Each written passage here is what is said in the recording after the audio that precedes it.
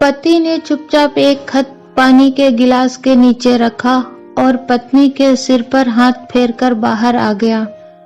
Bag में कुछ सामान ठूंस दूसरे कक्ष से निकला ही था कि पत्नी को सामने खड़े पाकर भौचक्का रह गया।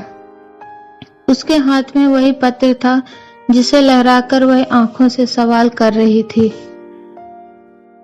पत्नी और पति में लंबे समय से बातचीत तक बंद थी। दोनों अपने फ्लैट में रहते थे और बेटी बेटा काम के कारण बाहर।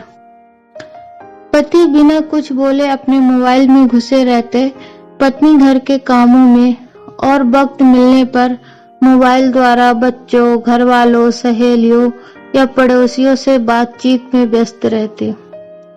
वास्तव में पत्नी यदि पति से बात ना भी करे तो उसे आवश्यकता ना थी। पति ने एक दो बार रात्रि के समय एक ही पलंग पर सोने के कारण मनाने का प्रयास किया था, किंतु हाथ झटके जाने पर आहत होकर रह गए थे। आज संवादहीनता की ये स्थिति एक अजीब से मोड़ पर आ गई तो पत्नी की आंखों में आंसू आ गए। पत्नी, क्या यूं ही छोड़कर चले जाओगे? पति, तुम्हें मेरी जरूरत तो है नहीं। तुम्हारे साथ रहूं या न रहूं कोई फर्क नहीं है। पैसा बहुत है तुम्हारे अकाउंट में, बच्चे भी भेजते रहते हैं, तुम मैनेज कर ही लोगी। पत्नी, कहाँ जाओगे? पति, कहीं भी, भारत बहुत बड़ा देश है। पत्नी, कभी मुझे कहीं घुमाने ले गए तुम? पत्नी ने उलाहना दिया। पति, कभी कहा तुमने?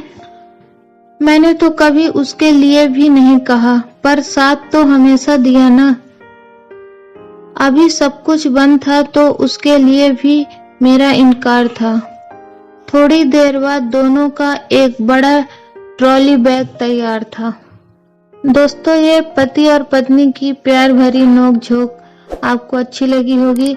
चैनल में नए हैं तो प्लीज सब्सक्राइब कर दीजिए और कहानी अच्छी लगी हो तो वीडियो को लाइक कर दीजिए। आप मिलेंगे अगली नई कहानी के साथ, तब तक के लिए बाय बाय।